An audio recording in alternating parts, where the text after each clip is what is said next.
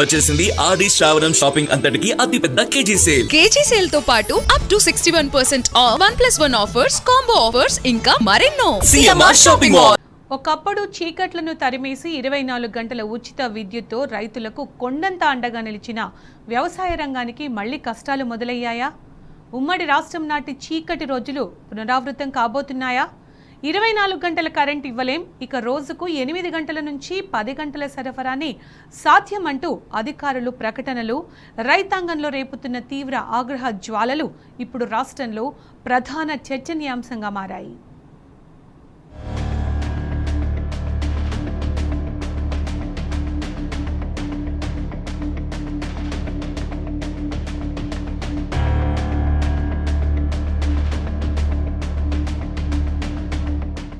రాష్ట్ర వ్యాప్తంగా వ్యవసాయ రంగానికి విద్యుత్ సరఫరాలో తీవ్ర వ్యత్యాసాలు కనిపిస్తున్నాయి.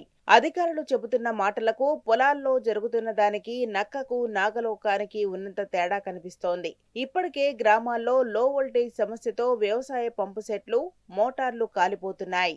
వేలకు వేలు పోసి మరమ్మతులు చేయించుకోలేక రైతులు సతమతమవుతున్నారు. రోజుకు 10 గంటలు కరెంట్ ఇస్తామని అధికారులు చెబుతున్నప్పటికీ కనీసం 7 నుంచి 8 గంటలు కూడా నిరంతరాయంగా విద్యుత్ అందడం లేదని రైతులు చెబుతున్నారు.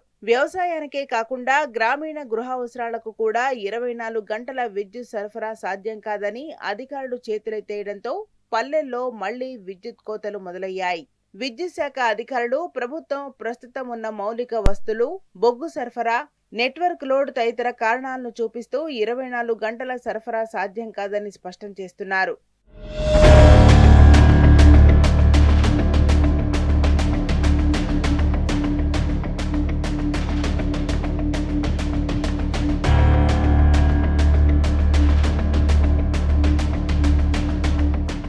వ్యవసాయానికి ఉచిత విద్యుత్ పథకాలకు మేమే పేటెంట్ మని గతంలో చెప్పుకున్న పాలకులు ఇవాళ క్షేత్రస్థాయికి వచ్చేసరికి చేతులెత్తేయడంపై అన్నదాతలు మండిపడుతున్నారు.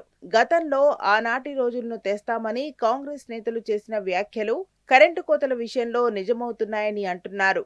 వర్షాలు ఆశించినంతగా లేకపోవడంతో పూర్తిగా బోర్లపైనే ఆధారపడి పంటలు సాగవుతున్నాయి. ఇటువంటి క్లిష్ట సమయంలో కరెంటు కోతలు విధించడం వల్ల పంటలు ఎండిపోయే ప్రమాదం ఏర్పడింది. దీనికి తోడు మోటార్లు కారడం, ప్రత్యామ్నాయ మార్గాలు వెతుక్కోవడంతో రైతుపై అదనపు ఆర్థిక భారం పడుతోంది. పగటిపూట కరెంటు సరిగ్గా రాక రాత్రి వేళల్లో పొలాలకు వెళ్లాల్సి రావడంతో ప్రాణాల మీదికి తెచ్చుకోవలసిన పరిస్థితి దాపురించిందని రైతులు వాపోతున్నారు.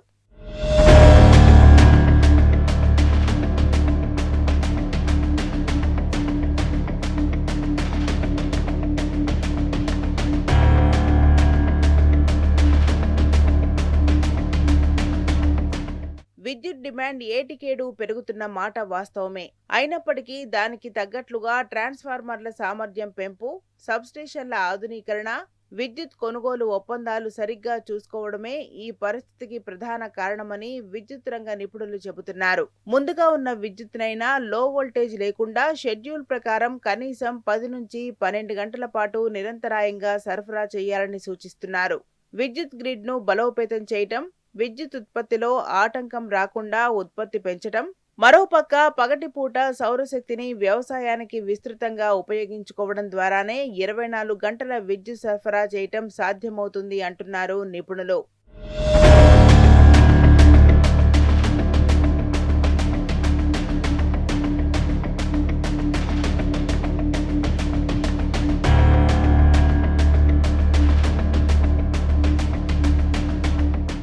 అయితే ప్రభుత్వం, విద్యుత్ శాఖ ఇప్పటికైనా స్పందించి రైతులకు నష్టం వాటిల్లకుండా తక్షణ చర్యలు తీసుకోకపోతే రాష్ట్రంలో మళ్లీ రైతాంగ ఉద్యమాలు, ఆందోళనలు పునరావృతమయ్యే అవకాశాలు స్పష్టంగా కనిపిస్తున్నాయి.